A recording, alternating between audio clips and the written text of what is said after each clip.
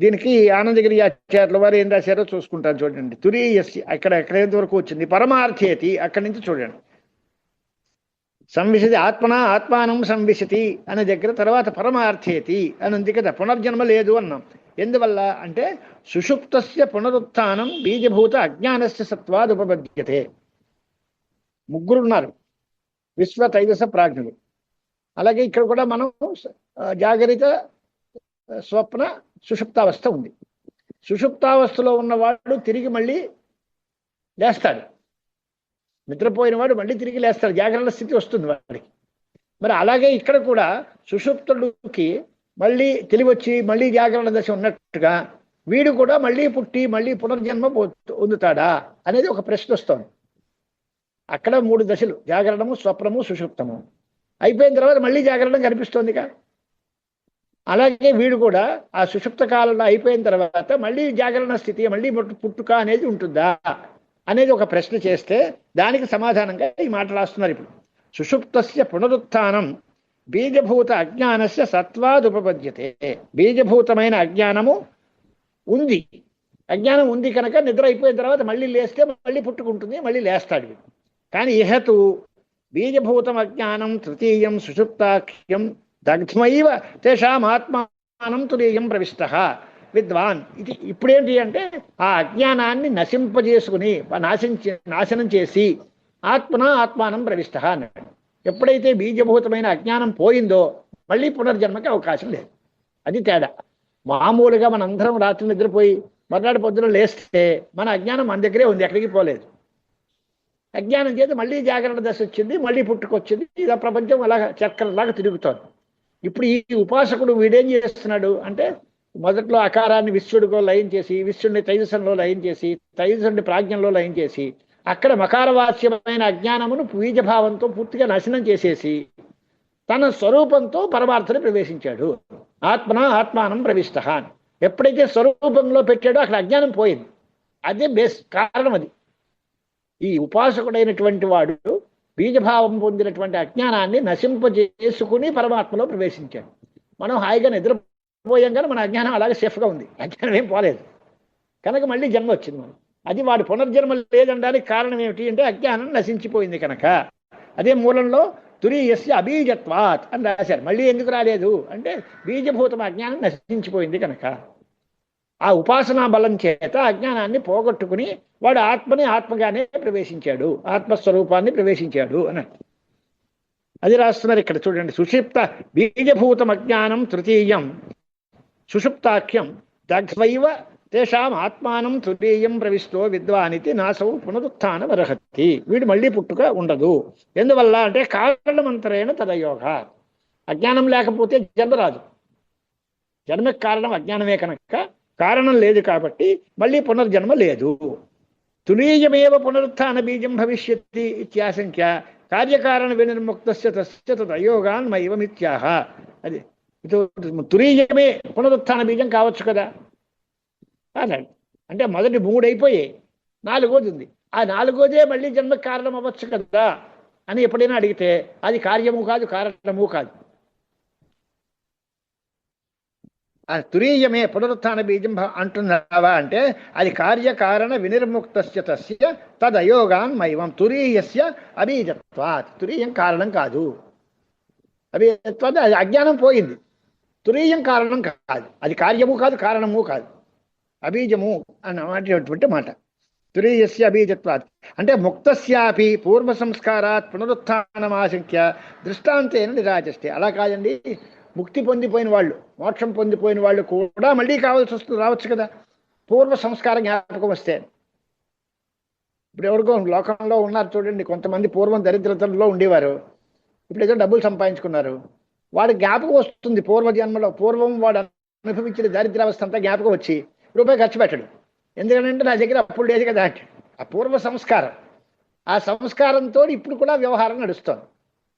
ఇప్పుడు వచ్చింది కదా, ఇప్పుడు ఖర్చు పెట్టుకోవచ్చు కదా. నా పేరు నేను చాలా కష్టపడ్డానండి, అప్పుడు చాలా లేదు నాకు, అంచేది నేను ఈ రూపాయిని ఖర్చు పెట్టను, ప్రాణంతో పాటు సమానంగా ఉంటుంది అంటే ఆ పూర్వ సంస్కారము వ్యవహారానికి ఉపయోగిస్తుంది.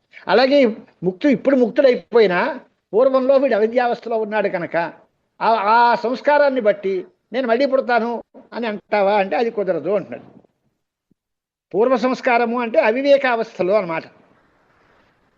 ముక్తస్యాపి పూర్వ సంస్కారాత్ పునరుత్థానమాశంక్య దృష్టాంతేన నిరాజష్టే. పూర్వవత్ అనే దానికి అవివేకావస్థాయామివి అంటే తద్వివేకనం అంటే తాడు వేరు పాము వేరు అని తెలిసిపోయిన తర్వాత ఈ తాడుని మళ్ళీ పాము అనుకునే ప్రసక్తి లేదు కదా. అలాగే బ్రహ్మజ్ఞానం కలిగిపోయిన తర్వాత మళ్ళీ పునర్జన్మకి అవకాశం లేదు. బుద్ధి సంస్కారాత్ ఇత్యత్ర బుద్ధి శబ్దేన సర్పభ్రాంతి గృహ్యతే. అక్కడ మూలంలో ఉండే బుద్ధి సంస్కారాత్ అనేటువంటి మాట ఉంది కదా. బుద్ధి సంస్కారాత్ పునఃపూర్వవత్ తద్వివేకనాముత్థాస్యతి అనంది. బుద్ధి సంస్కారాత్ అనే పదానికి అర్థం సర్పభ్రాంతి. ఇది వరకు సర్పభ్రాంతి కలిగింది. ఆ సర్పభ్రాంతి యొక్క సంస్కారం ఇప్పుడు మిగిలింది. ఇప్పుడు వివేకం కలిగిపోయింది. ఇది సర్పం కాదు రజ్జువే అన్నారు. ఆ వెనకాల సంస్కారం ఇప్పుడేమి ఉపయోగించదు. ఎప్పుడైతే సర్పం కాదు ఇది రజ్జువే అని నిశ్చయం కలిగిపోయిందో అప్పుడు పూర్వం నేను సర్పం అనే భ్రాంతి పడ్డాను కదా అంటే ఆ భ్రాంతి నీకేమీ ఇబ్బంది పెట్టదు. ఆ భ్రాంతి వల్ల కలిగిన సంస్కారము నీకు మళ్ళీ ఇది పాము అనేటువంటి జ్ఞానాన్ని కలిగించదు. బుద్ధి సంస్కార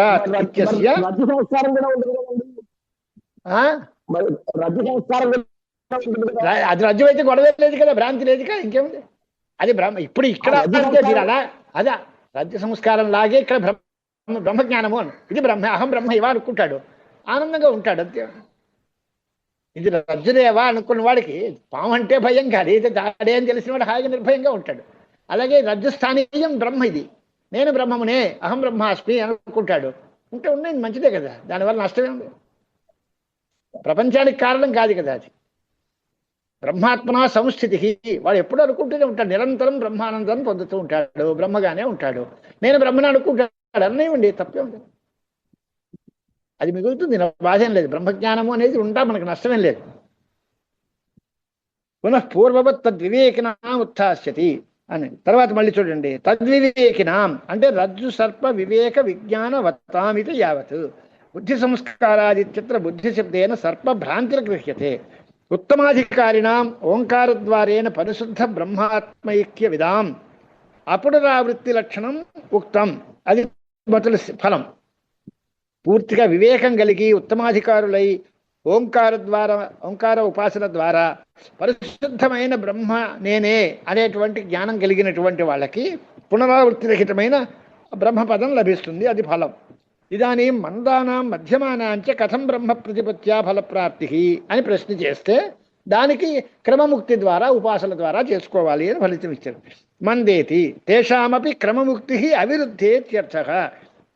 వాళ్ళకి కూడా ముక్తి రాదు అని కాదు, కొంచెం క్రమంగా వస్తుంది.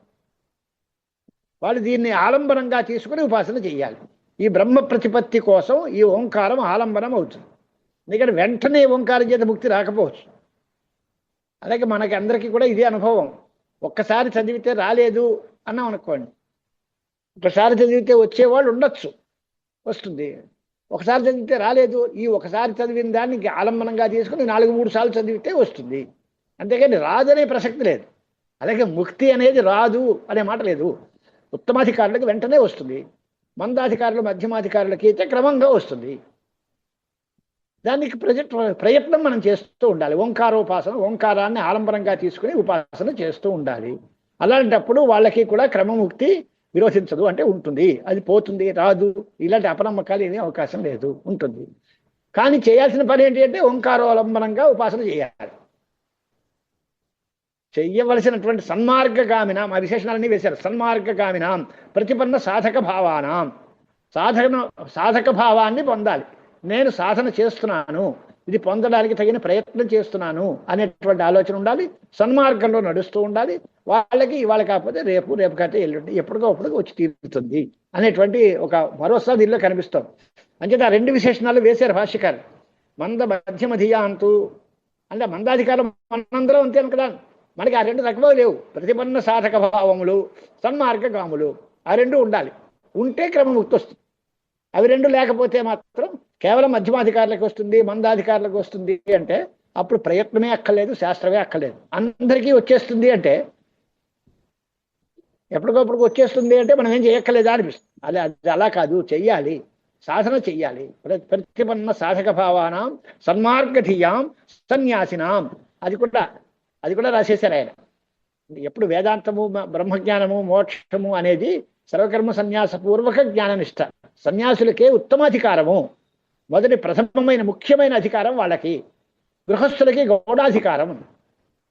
గృహస్థులు కూడా విరక్తులై వాళ్ళు ఎవరైనా జ్ఞానం పొందగలిగితే అదృష్టవంతులు, వాళ్ళకి కూడా జ్ఞానం వస్తుంది. అది కూడా ఉంది. బ్రహ్మ సంస్థ అమృతత్వమేతి అని ఉపనిషత్. బ్రహ్మ సంస్థ అమృతత్వమేతి అంచేది ఇది కూడా రాశారు. సన్యాసినాం, సన్యాసినాం అనే దానికి కూడా మనకి అనుకూలమైన అర్థం చెప్పుకోవాలి అంటే పారమహంస్యము సర్వకర్మ సన్యాసము కాకపోయినా కనీసం ఫలం త్యాగం చేసి మన కర్మలు మనం ఆచరిస్తే కర్మ ఫలత్యాగం చేస్తే అది కూడా కర్మఫలత్యాగం సన్యాసం. కర్మఫలాన్ని త్యాగం చేసి నిష్కామ కర్మానుష్ఠానం చేస్తూ మనం అందరూ సన్మార్గగాములమై చేసే పని మానకుండా ఫలం పరమేశ్వరార్పణం అనుకుంటే మనకు కూడా ఎప్పటికో అప్పటికి ఆ ముక్తి కలిగే అవకాశం ఉంది అనేటువంటి అభిప్రాయం కూడా కనిపిస్తోంది. కనుక సన్మార్గగామినాం సన్యాసినాం మాత్రానాం పాదానాంచ క్లుప్త సామాన్య విధాం. అది కూడా ఈ మాత్రలకి పాదములకు ఉండేటువంటి సాదృశ్యం తెలిసి ఉండాలి. అది ఉండి యథావద్ ఉపాస్యమాన. ఎన్ని కండిషన్స్ పెడుతున్నారు ఆయన. యథావద్ ఉపాస్యమాన, ఆ ఉపాసన ఉండాలి. అలాంటప్పుడు ఓంకారము బ్రహ్మ ప్రతిపత్తికి ఆలంబనం అవుతుంది. తథాచ వక్ష్యతి ఆశ్రమా త్రివిధాః హీనా ఇత్యాదిన. ఇక్కడికి ఇది పూర్తయింది కదా. గౌడపాదికారికలు ఓంకారం పాదసో విద్యాత్ ఇక్కడి నుంచి అదే కదా చదవాల్సింది మేడం. తర్వాత అత్రైతే శ్లోకా భవంతి. ఓంకారం పాదసో విద్యాత్ పాదాః మాత్రాః న సంశయః ఓంకారం పాదసో జ్ఞాత్వా నకించిదపి చింతయేత్. ఓంకారాన్ని పాదశః తెలుసుకోవాలి. దాని పెద్ద వ్యాఖ్యానం ఏం లేదు, మామూలుగా చదివేసుకుంటున్నారు అంత్య భాష్యం. 24వ కారిక. ఓంకారం పాదసో విద్యాత్ పాదాః మాత్రాః న సంశయః ఓంకారం పాదసో జ్ఞాత్వా న కించిదపి చింతయేత్. ఇంక ఏమీ విచిత్రమైన ఆలోచనలు ఏమీ పెట్టుకోకూడదు, ప్రయోజనం ఏమి ఉండకూడదు. దృష్టమైనటువంటి దాన్ని అదే భాష్యకారులు రాశారు చూడండి. పూర్వవద్ అత్రైతే శ్లోకా భవంతి యథోక్తై సామాన్యైః అంటే పూర్వం చెప్పిన పోలికలతో పాదాయేవ మాత్రాః మాత్రాశ్చ పాదాః తస్మాత్ ఓంకారం పాదసో విద్యాత్. ఓంకారమును పాదముల విభాగంతో తెలుసుకోవాలి. ఏవం ఓంకారే జ్ఞాతే ఓంకారం తెలియబడిగా దృష్టార్థం అదృష్టార్థం వా నకించిత్ ప్రయోజనం చింతయేత్. ఇంకా దీనివల్ల లాభం ఏమిటి అని ఆలోచించకూడదు. దీనికి కృతార్థుడైపోయాడు, ప్రయోజనం వచ్చేసింది, ఇంకా మళ్ళీ లాభం ఏమిటి అనే మాట అనక్కర్లేదు. కృతార్థుడైపోయాడు కనుక నకించిత్ ప్రయోజనం చింతయేత్ అని అర్థం. యుంజీత ప్రణవే చేతః ప్రణవో బ్రహ్మ నిర్భయం ప్రణవే నిత్యయుక్తస్య నభయం విద్యతే క్వచిత్. ఇది బాగానే తెలుస్తుంది. యుంజీత అంటే దానిలో సమాధానం పొందించాలి, దానిలో లగ్నం చేయాలి. ఎలాగా? యథా వ్యాఖ్యాతే పరమార్థ రూపే ప్రణవే చేతః మనః.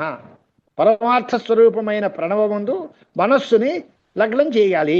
ఇదివరకు పరమార్థ రూపమైన ప్రణవం ఎలా అయింది అని రకరకాల వ్యాఖ్యానం చేశాము అన్నారు. యథా వ్యాఖ్యాతే పరమార్థ రూపే ప్రణవే చేతః అంటే దానికి మనః అని అర్థం. మనస్సుని యుంజీత అంటే సమాధానం పొందించాలి. యస్మాత్ ప్రణవో బ్రహ్మ నిర్భయం.